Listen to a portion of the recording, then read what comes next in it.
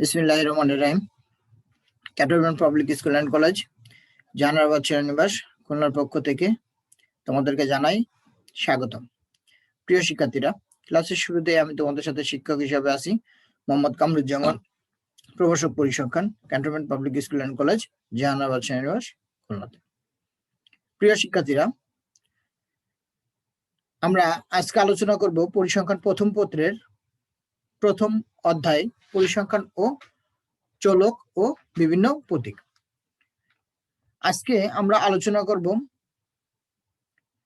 দ্বাদশ শ্রেণীর শিক্ষার্থীদের জন্য ক্লাস 1-এ থাকবে পরিসংখ্যানের উৎপত্তি ও সংজ্ঞা সম্পর্কে। শুরুতেই যদি আমরা জানতে চাই পরিসংখ্যানের উৎপত্তি, তাহলে আমাদের আজকের ক্লাসে আমরা আলোচনা করব পরিসংখ্যানের উৎপত্তি নিয়ে, সেই সাথে পরিসংখ্যানের সংজ্ঞা নিয়ে আমরা আলোচনা করব। আজকের ক্লাস থেকে তোমরা যা যা জানতে পারবে তা হলো পরিসংখ্যানের উৎপত্তি বর্ণনা করতে পারবে, সেই সাথে পরিসংখ্যানের ধারণাটা ব্যাখ্যা করতে পারবে এবং একই সাথে বিভিন্ন পরিসংখ্যানবিদ পরিসংখ্যানকে কিভাবে সংজ্ঞায়িত করেছেন তাও তোমরা জানতে পারবে। চলো আমরা জেনে আসি পরিসংখ্যানের উৎপত্তি সম্পর্কে।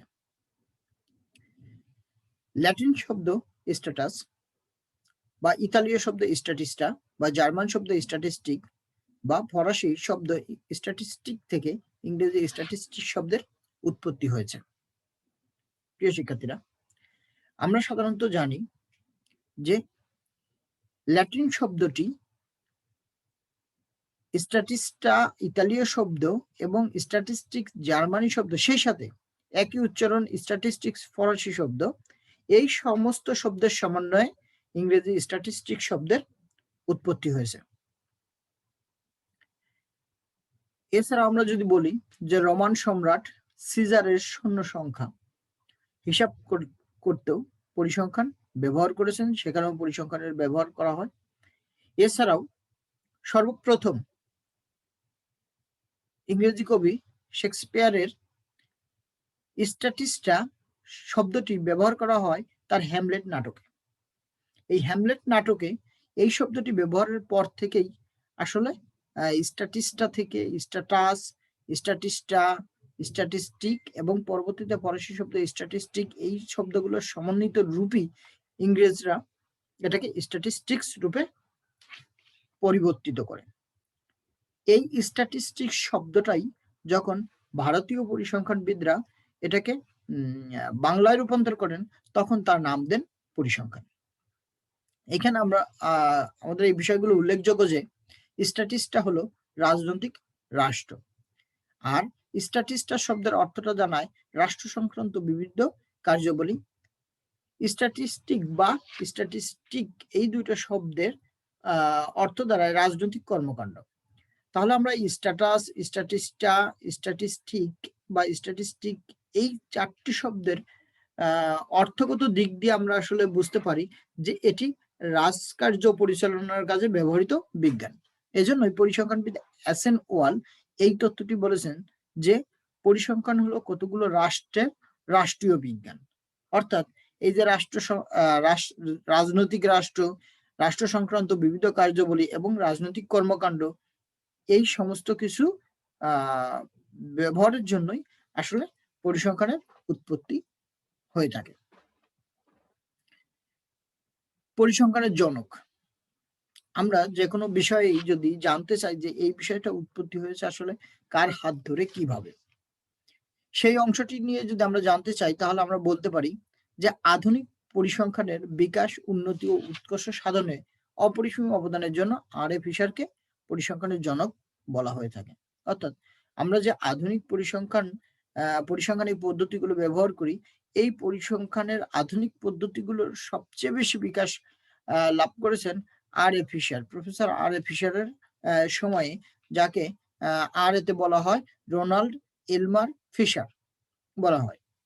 তাহলে আমরা সংক্ষিপ্ত রূপ আর.এ. ফিশারকে আমরা পূর্ণাঙ্গ রূপে বলতে পারবো রোনাল্ড এলমার ফিশার। এবার আমরা জানবো কয়েকজন পরিসংখ্যানবিদের কথা।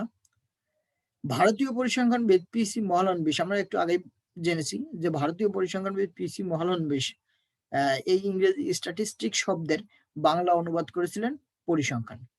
পিসিতে আমরা বলতে পারি প্রশান্ত চন্দ্র মহলানবিশ, অর্থাৎ পিসি মহলানবিশ, দ্যাটস মিন প্রশান্ত চন্দ্র মহলানবিশ। এরই সাথে সাথে বাংলাদেশের প্রখ্যাত পরিসংখ্যানবিদ ডক্টর কাজী মোতাহার হোসেন চৌধুরী এই স্ট্যাটিস্টিক শব্দের অর্থ প্রদান করেছেন তথ্যগণিত। এই ডক্টর কাজী মোতাহার হোসেন চৌধুরী তিনি বাংলাদেশের সর্বপ্রথম পরিসংখ্যান নিয়ে গবেষণা করেন এবং যার ফলশ্রুতিতে তিনি ঢাকা বিশ্ববিদ্যালয় পরিসংখ্যান বিভাগ প্রতিষ্ঠিত করেন এবং পরবর্তীতে তারই ধারাবাহিকতা অনুসারে বাংলাদেশ পরিসংখ্যান ব্যুরো বা আদমশুমারি গণনা করার জন্য আগারগাঁতে বাংলাদেশ পরিসংখ্যান ব্যুরো গড়ে ওঠেন।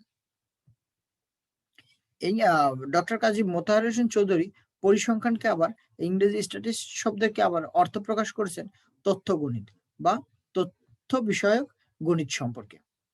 অনেকে আবার পরিসংখ্যানকে বলে থাকেন ব্যবহারিক গণিত। তাহলে আমরা এই পরিসংখ্যানকে দুইটা অর্থে বিভক্ত করতে পারি, একটা হলো এক বচন অর্থে পরিসংখ্যান আর একটা হলো দ্বিবচন অর্থে পরিসংখ্যান। এক বচন অর্থে পরিসংখ্যান বলতে আমরা যেটি বুঝি সেটি হলো এক সেট তথ্যকে একটি প্রতিনিধিত্বমূলক সংখ্যা দ্বারা প্রকাশ করা হলে ওই সংখ্যাটি এক বচন অর্থে পরিসংখ্যান বলে। যেমন কতগুলো পরিবারের শিশুদের গড় ওজন যদি আমরা বলে থাকি তাহলে সেটাকে আমরা বলতে পারবো একটি প্রতিনিধিত্বমূলক সংখ্যা। বা কতগুলো মানুষের আয়ের গড়কে যদি আমরা বলি তাহলে সেক্ষেত্রে আমরা এক বচন অর্থ পরিসংখ্যান বলতে পারি। কিন্তু আমরা বহুবচন অর্থ পরিসংখ্যান কাকে বলবো?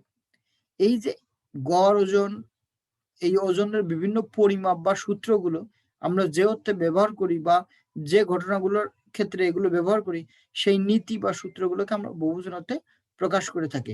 কখন সেটি ঘটে? যখন কোনো ঘটনা বা বিষয়ে সংখ্যাত্মক প্রকাশকে বহুবচন অর্থে আমরা ব্যবহার করে থাকি, একটি প্রতিনিধিমূলক অংশ অনেকের ক্ষেত্রে ব্যবহার করে থাকি, তখন আমাদের এই বহুবচন অর্থ পরিসংখ্যানটি ব্যবহার হয়ে থাকে। এ পর্যায়ে আমরা জানবো বিভিন্ন পরিসংখ্যানবিদ পরিসংখ্যানকে কিভাবে সংজ্ঞায়িত করছেন সে সম্পর্কে। তাহলে শুরুতেই যদি আমরা বলতে চাই যে পরিসংখ্যান হলো ব্যবহারিক গণিতের একটি শাখা যেখানে পর্যবেক্ষণের মাধ্যমে প্রাপ্ত তথ্যে গণিত প্রয়োগ করা হয়। তাহলে ব্যবহারিক গণিত হিসাবে যদি আমরা পরিসংখ্যানটাকে প্রয়োগ করে থাকি তাহলে এই সংজ্ঞাটা প্রদান করেছেন আর এফ ফিশার। তিনি কি বলেছেন পরিসংখ্যান সম্পর্কে? যে পরিসংখ্যান হলো ব্যবহারিক গণিতের একটি শাখা যেখানে পর্যবেক্ষণের মাধ্যমে প্রাপ্ত তথ্যে গণিত প্রয়োগ করা হয়। একইভাবে প্রফেসর একেনওয়াল তিনিও একটি সংজ্ঞা দিয়েছেন। তিনি বলেছেন পরিসংখ্যান হলো কতগুলো রাষ্ট্রের রাষ্ট্রবিজ্ঞান। কেন তিনি এটাকে রাষ্ট্রের রাষ্ট্রবিজ্ঞান বলেছেন? কারণ আমরা শুরুতেই জেনে এসেছি যে পরিসংখ্যানের উৎপত্তি হয়েছে ল্যাটিন শব্দ স্ট্যাটাস, ইতালীয় শব্দ স্ট্যাটিস্টা, জার্মান শব্দ স্ট্যাটিস্টিক, ফরাসি শব্দ স্ট্যাটিস্টিক থেকে। তো সেই অর্থে তিনি এই পরিসংখ্যানকে কতগুলো রাষ্ট্রের রাষ্ট্রীয় বিজ্ঞান হিসেবে আখ্যায়িত করেছেন।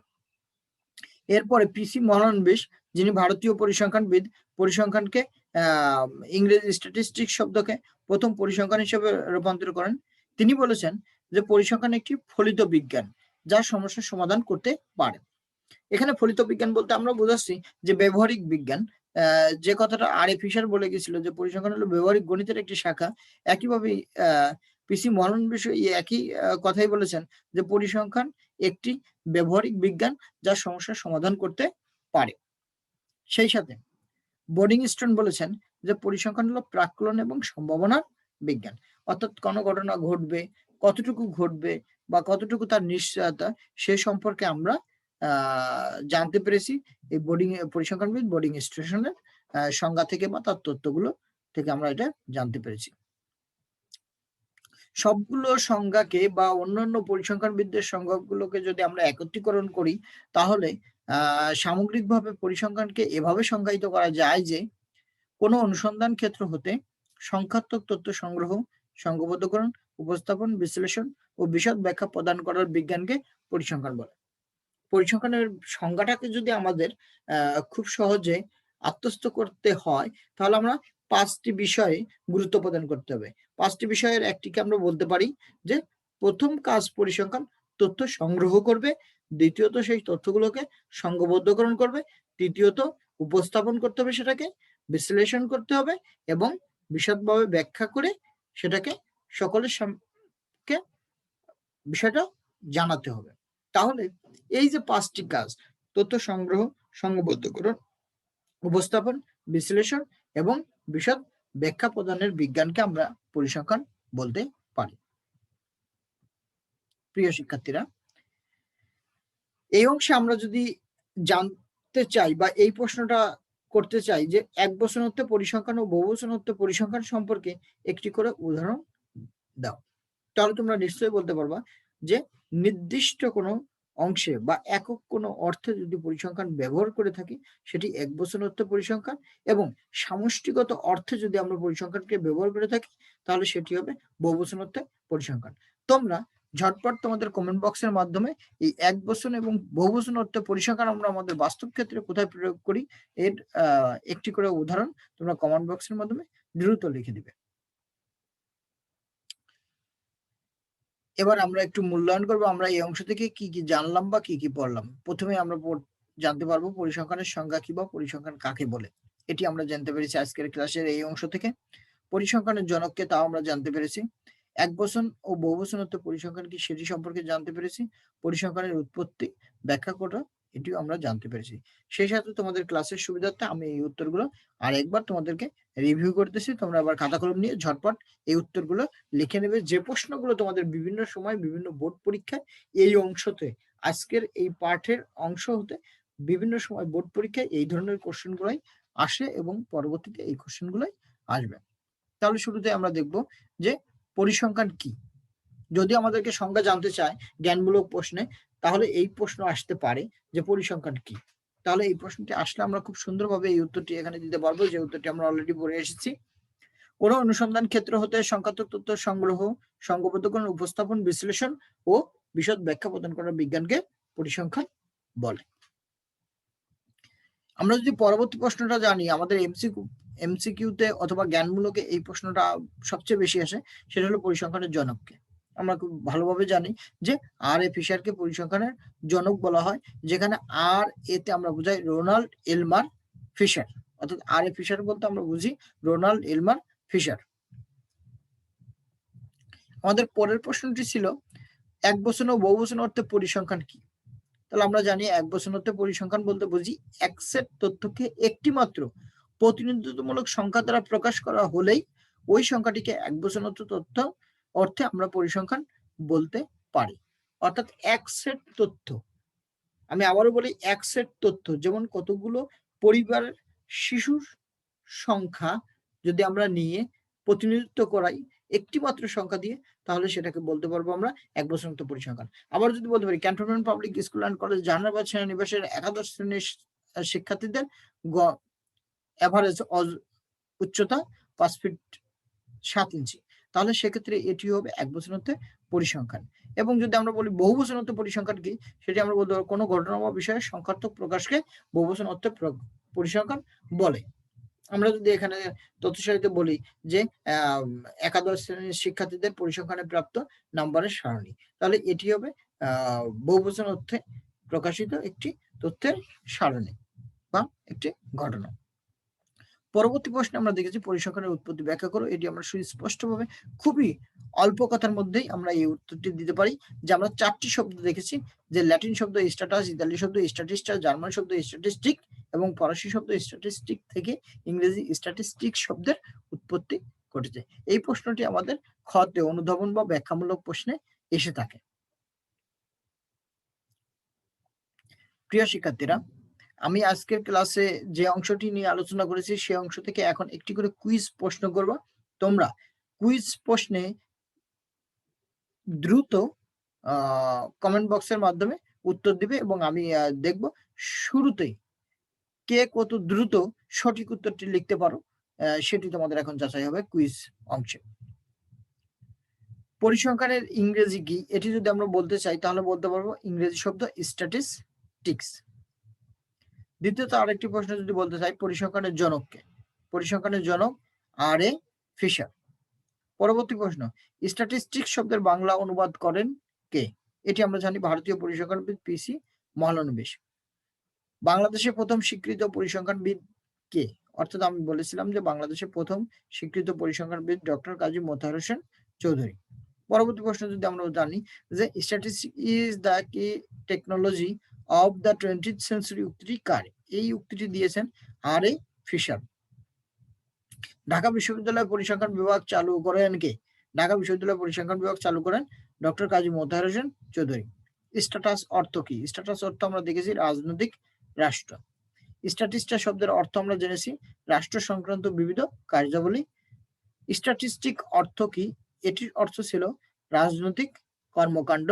এবং সর্বশেষ হোসেন চেন আবিষ্কার করেন কে? ডক্টর কাজী মোতাহার হোসেন চৌধুরী। তিনি এই হোসেন চেন আবিষ্কার করেন, এই জন্য তার নাম অনুসারে এটির নামকরণ করা হয় হোসেন চেন। তাহলে প্রিয় শিক্ষার্থীরা, আজকের ক্লাস শেষে আমরা যে অংশটি জানতে পারলাম সে সম্পর্কে তোমরা পরিসংখ্যানের যে তোমাদের দুইটা বই আছে রিকমেন্ডেড, এই বইগুলো থেকে, উইকিপিডিয়া থেকে বা বিভিন্ন মাধ্যম থেকে তোমরা এই সম্পর্কে আর একটু স্টাডি করবে। তোমরা সবাই ভালো থাকবে, সুস্থ থাকবে এই প্রত্যাশা ব্যক্ত করে আজকের মতো ক্লাস এখানেই শেষ করছি। আল্লাহ হাফেজ।